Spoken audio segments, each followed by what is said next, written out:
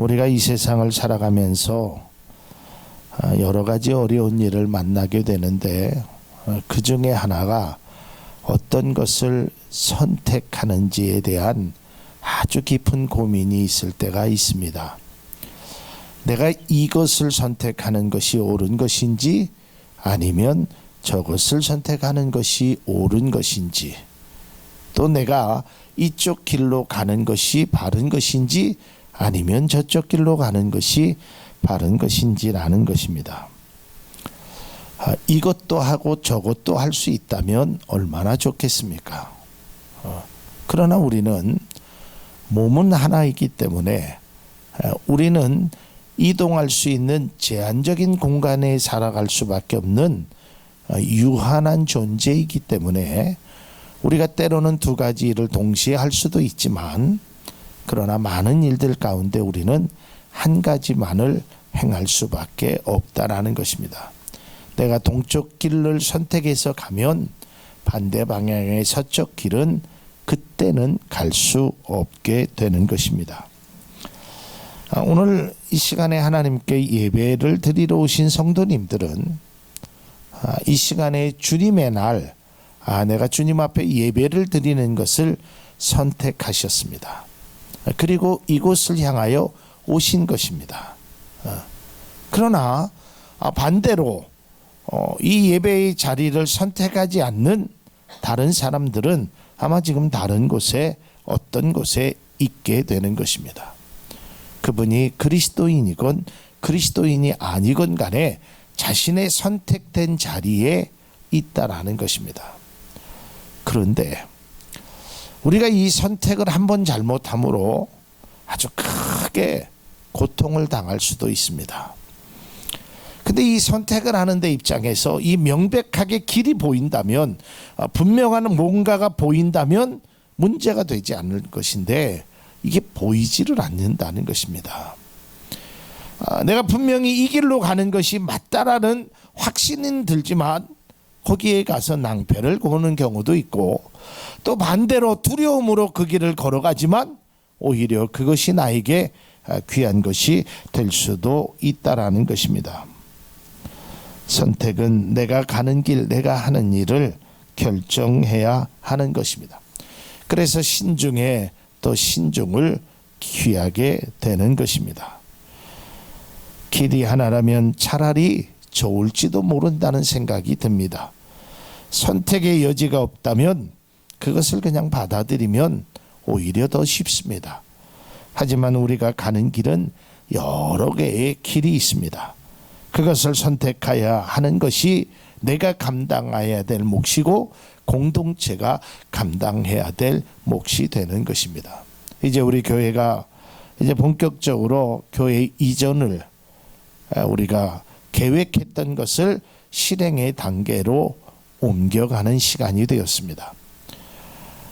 이제 여러분들에게 말씀드렸듯이 우리 교회가 이제 다른 곳으로 이전하기 위해서 이제 명절이 지나면 이제 제가 또 우리 성도님들이 더 기도하고 또 행동을 통해서 분명히 이제 우리가 얼마 있지 아니하면 다른 장소에서 저는 예배를 드릴 거라고 확신합니다. 근데 문제는 길이 보이지 않는다는 거예요. 여기서 길이 보이지 않는다는 것은 선택을 하기가 참으로 여러 가지가 어렵다는 것입니다. 여기를 선택하자니 장소적인 여건이 별로 안 좋고, 또 저기를 선택하자니 우리가 물질적으로 감당할 수 없게 되는 것이고, 또 이것을 선택하자니 여기는 뭐 주차장이나 이런 것들이 너무 부족하고, 또 다른 곳을 선택하자니 거기는 너무 또 외진 곳이고, 뭐 이런 갈등의 순간들이 너무 많이 찾아온다는 것입니다. 우리가 한번 교회라는 것을 딱 결정하면 실제적으로 금방 이전할 수 있는 그런 것이 아니 됩니다. 그리고 여길 선택하면 다른 것은 다 우리가 포기를 해야 되는 것입니다. 여기서 한 달 살아보다가 마음에 안 들면 저기 가고 그럴 수 있는 상황이 아닌 것입니다. 근데 중요한 것은 우리가 뭐 부족한 물질, 우리가 열악한 환경, 이것도 우리에게 문제가 되지만 더 큰 문제는 우리에게 명확한 확신이 없다라는 거예요. 아, 진짜 저곳이다. 저기 가서 한번 우리가 해보자. 아, 저기가 맞는 것이다. 이런 이 길이 참 어렵다는 겁니다.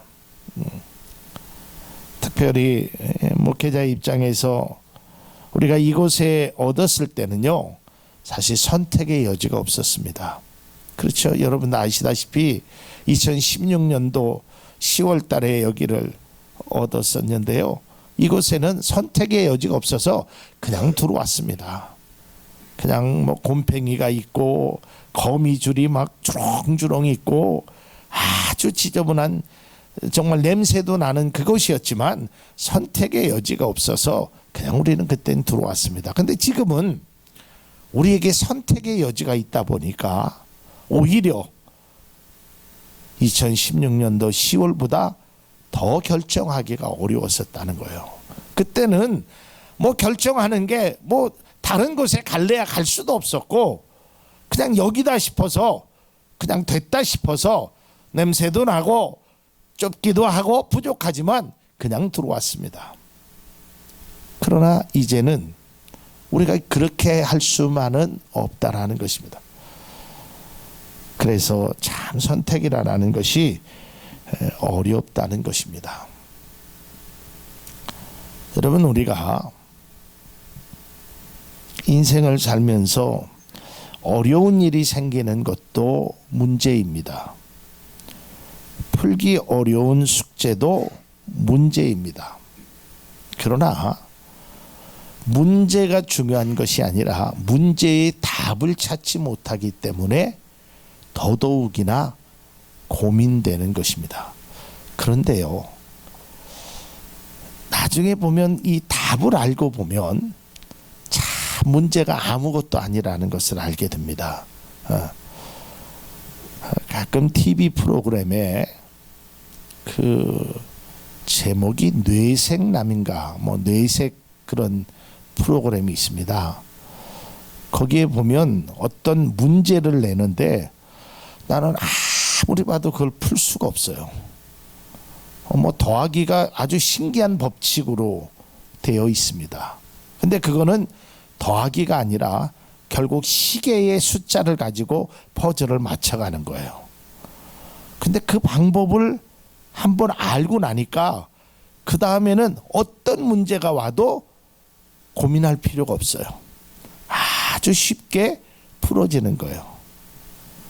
제가 사실 오늘 설교를 준비하면서 여러분에게 문제를 하나 여기 스크린에다 하나 딱 띄울까 하는 생각이 들었는데, 아유, 그렇지 않아도 숫자만 보면 골치 아픈데 예배 시간에도 숫자를 봐야 되나 해서 제가 띄워놓지는 않았는데, 제가 아이들에게 공부를 이렇게 가르치면서 꼭 내줬던 문제가 있습니다. 그 문제가 여러분 그냥 생각해 보십시오. 3 네모 5 더하기 3 네모 5는 7이다. 그래서 네모에 들어가는 딱 한 글자가 됐던 뭐 수학적인 기호가 됐던 뭐든지 넣어서 3 네모 5 더하기 3 네모 5는 7이라는 것을 한번 풀어봐라. 그러면요, 중학교 1학년 아이들은 뭐 더하기 빼기 하다가 또 중학교 3학년 되는 아이들은 조금 배웠다고 루트도 씌워보기도 하고 고민하는 아이들의 모습을 봅니다. 근데 여러분, 답은요, 거기에다가 점을 2개를 찍는 겁니다. 3.5 더하기 3.5는 7. 이게 답입니다. 굉장히 쉽잖아요. 그 다음에는 어떤 문제를 해도 거기에 점만 찍으면 답이 된다라는 걸 알게 돼요. 고민을 하고 뭘 별 숫자를 다 집어넣어도 안 됐는데 점만 찍으면 답이 된다라는 것을 안 후에는 아이들이 표정이 달라집니다. 여러분, 우리의 인생의 문제도 마찬가지입니다. 아무리 이리 봐도 거꾸로 봐도 옆으로 봐도 잠을 자지 않아도 밥을 먹지 않고 고민을 해도 풀리지 않았던 문제들이 풀리고 나면 얼마나 가슴이, 얼마나 머리가 맑아지고 우리의 발걸음이 가벼워지는 줄 모르게 되는 것입니다. 아무리 어려워도 그것에 관한 답을 알게 되면 쉬워집니다. 우리가 가는 길, 가야 할 길이 보이면 문제가 아닙니다. 고통이 아니고 염려가 아닌 것입니다. 그러면 우리가 이 갈 길을 어떻게 알아야 할까? 그러다가 고민 중에 본문의 말씀을 통해서 다시 한번 우리가 우리의 갈 길이 보이지 않았을 때 우리의 믿음의 선조들은 어떻게 했을까? 그러다가 다윗의 시편 32편의 말씀을 알게 되고 보게 되었습니다. 자, 여러분, 다윗도요, 그의 생애가 여러 번의 위기를 맞이합니다. 그때마다 그는 어떤 선택을 해야 됩니다. 이렇게 해야 되나 아니면 저렇게 해야 할 것인가. 우리가 잘 아는 대로 자신을 죽이려는 사울 왕이 굴 속에 들어왔습니다. 죽일 수 있었습니다. 그리고 주변의 사람들은 죽일 것을 이야기합니다. 그러나 죽여야 되는지 놔둬야 되는지 고민하다가 다윗은 살리는 것을 선택합니다. 왜냐하면 아무리 악한 왕이라도, 아무리 자기를 죽이는 왕이라도 하나님이 세우신 왕을 내가 함부로 할 수 없다. 그래서 결국은 나중에 사울 왕으로부터 나는 너를 죽이려 했지만 네가 나를 선대하였으니까 네가 오히려 더 귀한 사람이다라는 고백을 듣게 됩니다. 또 뿐만 아니라 나발로 인하여 극히 분노하여 죽이러 갈 때도 죽여야 되느냐 살려야 되느냐라고 할 때 그 여인의 충고를 듣고 그가 바른 결정을 하게 됩니다. 또한 나단이라는 선지자가 밧세바를 그 음욕한 마음을 먹고 간음했을 때 나단이 와서 이야기합니다. 그때 자기의 죄를 덮을 것인가 아니면 그 죄를 고백할 것인가라는 고민을 하게 됩니다. 그때 그는 결국 회개하는 것을 선택을 합니다. 뿐만 아니라 아들 압살롬이 반란을 했을 때도 그와 싸우자는 군사들의 요청도 있었습니다. 그러나 그는 자기 아들과는 결코 싸울 수 없다라고 피난길을 택했습니다. 하나같이 어려운 결정입니다. 어찌 보면 자칫 잘못하다가는 죽음을 맞이할 수 있는 그런 결정이 되기도 합니다. 제가 이 말씀을 준비하면서 이런 요즘 우리 때는 만화라고 했고 요즘 젊은 층들이 하는 웹툰을 하나 잠깐 보았습니다. 그 일본에 대한 만화의 내용인데 웹툰은 일본이 많이 하는데 그 내용은 이런 것입니다. 아마 우리 젊은 학생들은 본 기억이 있을지도 모르는데 어떤 사람이 문제를 내는 겁니다. 자, 10명의 사람이 보트를 타고 갔는데 이 보트가 이제 결국은 이제 뭐라 그럴까요? 바다 한가운데 떠 있는 겁니다. 누구 구조가 없습니다. 근데 이 10명 중에 한 명이 전염병에 걸립니다. 근데 이 전염병이 오래되면 나머지 사람들이 다 전염이 돼요. 그런 상황에서 당신은 어떡할 것입니까? 그런 결정할 것을 참 어렵죠. 그러니까 어떤 사람은 그 대를 위해서 소가 희생이 되어야 된다. 어떤 사람은 그럴 수 없다. 이제 그런 이야기를 하면서 마지막 사람이 얘기하는 건 나는 최대한 10명을 다 살릴 수 있는 방법을 구하나겠다. 이런 선택을 하게 됩니다. 여러분 얼마나 어렵겠습니까? 이게 그냥 물질의 손해를 보는 것, 그냥 하루 정도 내가 어떤 손해를 보는 것 같으면 그럴 수 있다고 하지만 내 인생의 결정적인 그런 것을 맞이했을 때 가장 힘들어집니다. 제가 방서동에 교회를 처음 얻었고 두 번째로 여기 탑동에서 교회를 이 예배당의 장소를 옮겼습니다. 근데 뭐 방서동의 교회를 또 여기 탑동에 있는 이곳을 예배당으로 했을 때 그렇게 큰 고민이 없이 했습니다. 왜냐하면 방서동에서도 사실은 들어갈 때 선택의 여지가 없이 들어간 거고 이곳에도 앞서 말씀드렸지만 선택의 여지가 없습니다. 근데 이번에 세 번째 교회를 반드시 옮겨야 되는데 참 많은 고민이 됩니다.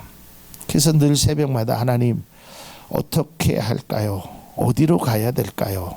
라고 고민을 주님 앞에 늘 기도합니다. 참 어려운 것 같습니다. 이것이 우리 교회에 또 저희 목회자인 저에게 참으로 힘든 것입니다. 어려운 결정의 순간이었습니다. 그러면서 본문의 말씀을 보고 어떻게 다윗은 이렇게 현명한 결정을 계속할 수 있었을까? 마치 다윗은 길을 보는 것처럼 어떻게 그렇게 알 수 있었을까? 무엇이 있었길래 다윗에게는 어떤 것이 있었길래 그렇게 결정 순간마다 그러한 바른 결정을 할 수 있었을까? 다윗이 이러한 선택의 한 답이 바로 본문에 있었습니다. 오늘 성경 말씀 시편 32편 8절에 있는 말씀, 이건 제가 세 번역으로 좀 했습니다. 왜냐하면 조금 더 쉽게 표현되어 있고 이해하기 쉽습니다. 세 번역에 보면 주님께서 말씀하신다. 내가 가야 할 길을 내가 너에게 지시하고 가르쳐 주마. 여호와 하나님이 말씀하시는 겁니다. 그리고 너를 눈여겨보며 너의 조언자가 되어주겠다. 하나님께서 말씀하셨다는 거예요. 내가 가야 할 길을 너에게 지시하고 가르쳐준다. 그리고 너를 눈여겨본다. 여기서 눈여겨본다라는 의미는 지켜주시겠다라는 거예요. 이 말씀이 우리 교회를 향한 하나님의 말씀이 되기를 원합니다. 여러분, 내가 가야 할 길을 다른 사람이 아니라 하나님이 가르쳐 주겠다는 거예요. 하나님이 지시해 주겠다는 겁니다. 얼마나 귀한 말씀입니까? 다윗에게 무엇이 있었기에 다윗은 하나님이 그렇게 자신의 갈 길을 가르쳐 주셨을까? 우리가 잘 아는 대로 시편 23편 1절에 있는 말씀, 여호와는 나의 목자시니 내게 부족함이 없으리로다. 그러니까 하나님이 가르쳐 주시니까, 하나님이 인도해 주시니까, 하나님이 지켜 주시니까 아무 부족함이 없다라는 것입니다. 주님이 목자가 되시니까 더 이상 아무 필요가 없다라는 것입니다. 뿐만 아니라 그는 23편 4절에도 내가 사망의 음침한 골짜기로 다닐지라도 해를 두려워하지 않을 것은 주께서 나와 함께 하십니다. 주의 지팡이와 막대기가 나를 안위하신다라는 것. 내가 비록 죽음의 그늘에 있어도 다윗은 마음이 흔들리지 않았습니다. 왜냐하면 하나님이 함께 하셨기 때문입니다. 그러기에 내게 두려움이 없었다는 것입니다. 다윗이 중심이 이러하였기에 다윗은 선택을 할 때도 또한 그가 가는 길에도 길이 훤하게 보였다는 것입니다. 우리가 잘 아는 대로 여호수아 1장 8절에 있는 말씀, 하나님께서 여호수아에게 말씀합니다. 이 율법책을 내 입에서 떠나지 말게 하고 주야로 그것을 묵상하여 그 안에 기록한 대로 다 지켜 행하라. 그리하면 내 길이 평탄하게 될 것이라. 내가 형통하리라. 이게 주님의 말씀입니다. 또한 잠언 3장 6절에 보면 너는 범사의 그를 인정하라. 그리하면 내 길을 지도하시리라. 지도하신다는 게 뭐예요? 이끄신다라는 거예요. 알려주신다는 겁니다. 우리가 지금은 내비게이션이라는 것이 있었지만 옛날에는 우리가 지도책을 보고 찾아다니지 않았습니까? 지도하시겠다라는 거예요. 여러분, 우리가 알다시피 다윗은 완벽한 사람이 아니었습니다. 다윗은 부족하고 연약한 사람이 우리와 같은 사람입니다. 그런데 다윗에 무엇이 있었길래 다윗에게 그 길을 보여주시고 가르쳐 주시고 지켜주신다고 말씀하셨을까? 그것은 바로 다윗의 이러한 점이 있었다고 다윗은 고백하고 있는 것입니다. 오늘 본문 3절에서 4절 말씀을 보면 내가 입을 열지 아니하였을 때 종일 신음함으로 내 뼈가 쇠하였도다. 주의 손이 주야로 나를 누르시오니 내 진액이 빠져서 여름 가뭄에 마름같이 되었나이다 라는 거예요. 자, 이것은 다윗이 고백하는 건데요. 다윗이 죄를 졌어요. 근데 3절을 다시 한번 보면 내가 입을 열지 아니하였을 때, 그러니까 자기가 죄를 짓고도 하나님 앞에 입을 열지 않았다는 거예요. 그러니까 하나님은 네가 죄를 졌느냐 안 졌느냐 이거보다 더 기준으로 중요하게 보는 것은 네가 죄를 짓고 어떻게 행하느냐를 보고 있다라는 거예요. 입을 열지 않았어요. 하나님 앞에 인정하지 않았어요. 하나님 앞에 회개하지 않았어요. 그러니까 내 뼈가 쇠하였고 4절에 보면 여름 가뭄에 마름같이, 여러분 알잖아요. 논밭이 쫙쫙 갈라지는 것처럼 그렇게 힘들었다라는 거예요. 그런데 그가 그 이후에 32편 5절에 이렇게 고백합니다. 내가 이르기를, 이제 입을 열잖아요. 말하잖아요. 내 허물을 여호와께 자복하리라 하고 주께 내 죄를 아뢰고 내 죄를 숨기지 아니하였더니, 그렇죠? 이것이 회개 아닙니까? 이것이 주님 앞에 기도한 것 아닙니까? 그랬더니 곧 주께서 내 죄악을 사하셨나이다. 여러분, 이게 얼마나 귀한 것인지 모릅니다.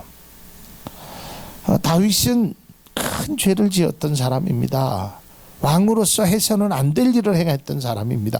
그러나 하나님은 야, 네가 왕인데 왜 그런 짓을 했느냐 이렇게 말하지 않아야 하고, 너는 그런 짓을 하고도 어떻게 입을 다물고 있느냐라고 말하는 것입니다. 그러니까 이 다윗이 내가 고민스럽고 고통스럽고 입을 열지 않았을 때는 종일 신음하고 여름에 마른 가뭄처럼 쫙쫙 갈라졌는데, 이제 내가 하나님 앞에 자복했더니 하나님께서 내 죄를 사하셨나이다. 저는 여기서 말하는 회개뿐만 아니라 우리의 갈 길을 하나님 앞에 입을 여는, 입술을 여는 우리가 모두 될 수 있기를 바랍니다. 하나님을 의지하는 것입니다. 내 힘으로 내 능력으로 뭘 하려고 하는 것이 아니라 하나님 앞에 전폭적으로 맡기는 것입니다. 잘못된 것 있으면 회개하고 또 부족한 것 있으면 하나님 앞에 기도하는 것이에요. 여러분, 성경에 보면 하나님께서 때로는 너희들이 왜 이렇게 잘못했느냐 책망도 하십니다. 그런데 하나님은 그런 책망도 책망이지만 여기서 네가 예전에 무슨 잘못된 일을 했느냐 안 했느냐 여기에 기준이 있는 것이 아니라 왜 잘못된 일을 하고도 지금 그대로 있느냐 이거예요. 이사야서 1장에 있는 것처럼 너희들 보기 싫다 그러면서 하나님이 먼저 얘기했어요. 오라, 우리가 서로 변론하자, 이야기하자라는 거예요. 나에게 오라라는 거예요. 그래야면 내 죄가 주홍같이 붉을지라도 눈과 같이 희게 되리라. 아주 붉고 그 주홍같이 붉은 죄가 눈과 같이 희게 되는 하나님의 역사를 주시겠다라는 거예요. 그러니까 하나님은 나에게 오라라는 것이에요. 이사야에 있는 말씀처럼 목마른 자들아 다 내게로 오라. 내게 와서 자복해라. 내게 와서 말해라. 내게 와서 이야기하라라는 거. 혼자 끙끙끙 앓아서는 안 된다는 거예요. 다윗은 이러한 기도, 그러니까 3절과 4절에는 다윗이 기도하기 전에 그렇게 힘들었죠. 그리고 나서 5절에 그 기도를 드렸더니 하나님께서 내 죄악을 사하셨다. 그러면서 이제 다른 사람에게 이렇게 권고하고 있습니다. 그것이 32편 6절에 있는 말씀입니다. 경건한, 이것도 세 번역으로 좀 합니다. 경건한 사람이 고난을 받을 때 모두 주님께 기도하게 해주십시오. 여러분, 고난 당할 때 기도하게, 고난이 홍수처럼 밀어 닥쳐도 그에게는 미치지 못할 것입니다. 얼마나 큰 위로의 말씀이에요. 여러분, 고난 받을 때 하나님께 기도하십시오. 어려움이 있을 때 하나님 앞에 기도하십시오. 고난이 홍수처럼 밀려와도 하나님께서 막아주시는 귀한 축복이 여러분에게 있는 줄로 믿으시길 바랍니다. 다윗은 그것을 깨달았어요. 기도하지 않았을 때는 내가 너무 힘들고 막 여름 가뭄에 마름같이 뼈가 다 삭는 것 같고 그렇게 어려웠었는데, 내가 하나님 앞에 기도했더니 곧 바로 하나님께서 용서해 주시고. 그러니까 여러분들도 한번 그렇게 해보십시오. 그러면 고난의 홍수가 밀려와도 여러분에게는 미치지 않을 것입니다. 못할 것입니다. 그러면서 7절에 이렇게 고백합니다. 주님은 나의 피난처, 나를 재난에서 지켜주실 분, 주님께서 나를 보호하시니 나는 소리 높여 주님의 구원을 노래하렵니다. 이게 다윗이 그동안 삶을 압축해서 그에게 행하신 하나님의 사랑을 나타나고 있다는 것입니다. 이러한 과정을 통해서 8절의 결과가 나온 것입니다. 하나님께서 나의 길을 가르쳐 주시고 예비해 주신 그분이다. 사랑하는 성도 여러분, 어떻게 해야 하나, 어떤 길로 가야 하나, 선택의 기로에서 고민하고 계시고 있습니까? 다윗에게 행했던 것처럼 주님께서는 우리가 가야 할 길을 가르치고 보호해 주시며 지켜주시고 인도하시는 그 주님 앞에 우리가 나아갈 수 있기를 바랍니다. 그리고 우리는 그분을 따라가면 되는 것입니다. 믿음의 길을 걸어가면 되는 것입니다. 보이지 않아도 들리지 않아도 믿음의 끈을 놓지 않고 가면, 그 길로 가면 주님은 나의 피난처가 되셔서 나를 지켜주시고 보이지 않던 것이, 들리지 않던 것이 보여지고 듣게 되는 것입니다. 이제 말씀을 맺고자 합니다. 다윗처럼 우리는 연약한 사람입니다. 부족하고 또한 오늘 또한 또 내일도 주님 앞에 때로는 부끄러운 모습으로 살아가는 사람입니다. 그러나 우리는 부족하고 연약하지만 우리를 사랑하시는 하나님은 결코 연약하지 않는다는 사실을 반드시 기억할 수 있기를 바랍니다. 또한 주님께 나의 간절함의 기도를 드리면 주님께서 우리의 길을 인도하시는 은혜가 반드시 있다라는 것을 믿을 수 있기를 바랍니다. 그래서 모세는 이스라엘 백성들을 향하여 그 하나님이 어떠한 분임을 이렇게 많은 백성들 앞에 선포합니다. 신명기 1장 33절에 그는, 여기서 하나님입니다. 하나님은 너희보다 먼저 그 길을 가시며 장막 칠 곳을 찾으시고 밤에는 불로 낮에는 구름으로 너희가 갈 길을 지시하신 자이시니라. 여러분의 갈 길을 하나님이 지시하는 겁니다. 우리가 영적인 눈이 또한 영적인 귀가 영적인 마음이 주님을 향하면 반드시 하나님께서 우리의 갈 길을 인도해 주시리라고 믿으시길 바랍니다. 인생의 갈 길이 보이지 않습니까? 그럴수록 주님을 바라보십시오. 그리고 주님을 의지하십시오. 그리고 주님이 원하는 길을 따라가십시오. 그곳에 길이 있고 거기에는 광야의 샘물이 준비되는 기적의 은혜가 있는 줄로 믿습니다.